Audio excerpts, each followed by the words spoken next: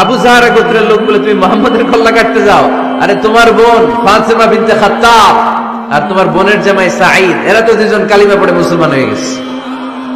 আরে মুহাম্মদের কল্লা পরে কেটো, আগে ঘর সামলাও। যে ওমর, আগে ঘর সামলাও, পরে তুমি মুহাম্মদের কল্লা কাটতে যাও। ওমরে ফারুক রেগে গেলেন, রাস্তা ঘুরিয়ে বাড়ির দিকে চলতে আরম্ভ করলেন। রাগে তিনি গড়গড় করছেন। ওমরে ফারুকের বোন ফাতিমা বিনতে খাত্তাব, বোনের জামাই সাঈদ, তাদের দুইজনকে খাব্বাব রাদিয়াল্লাহু তাআলা আনহু সূরা তাহা ঘরের ভিতরে তেলাওয়াত করে শোনাচ্ছিল। পড়েন সুবহানাল্লাহ। সূরা তাহা দিয়ে আল্লাহ একটু পরে ধাক্কা মারবে আরেকটা।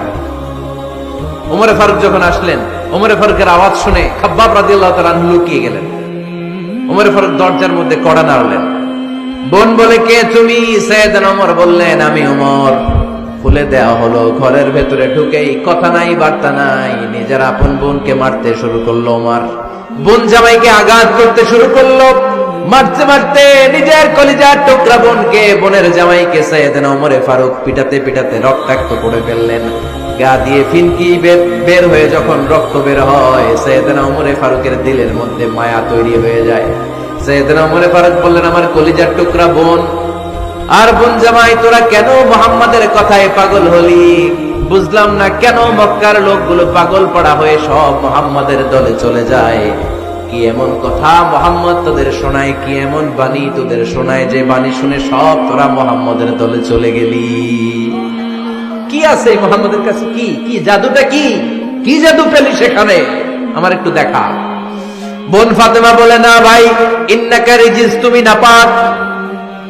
লা ইয়ামাসসুহু ইল্লাল মুতাহহারুন, পাক পবিত্র না হয়ে আল্লাহর এই কালামে স্পর্শ করা যায় নাকি? আওয়াজ করে বলেন, স্পর্শ করা যায়? ভাই তুমি গোসল করে আসো, তাহলে তোমার হাতে তুলে দিব, তুমি পড়লেই বুঝতে পারবা কি আছে আল্লাহর এই কোরআনে। সুবহানাল্লাহ পড়েন। সাইয়েদনা ওমর ফারুক গোসল করে আসলেন। বোন এবার সূরা তাহা চামড়ার মধ্যে সূরাতু তাহার কিছু অংশ লিখে খাব্বাব রাদিয়াল্লাহু তাআলা আনহু লুকিয়েছিলেন। ওনার হাত থেকে সূরা তাহার অংশটা নিয়ে সাইয়েদনা ওমরে ফারুকের বোন ওমরে ফারুকের হাতে দিয়ে বলল, ভাই তুমি আসার আগে এই অংশটা সবাই মিলে তেলাওয়াত করছিলাম। ওমরে ফারুকের হৃদয়টা তখন একেবারে নরম, কারণ আগে ধাক্কা খাইছে কয়টা? জোরে বলতে হবে। প্রথম ধাক্কাটা কিসের?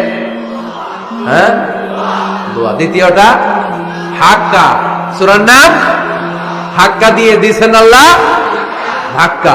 এবার দিবে সূরা তাহার ধাক্কা। ওমরে ফারুক হাতে নিলেন।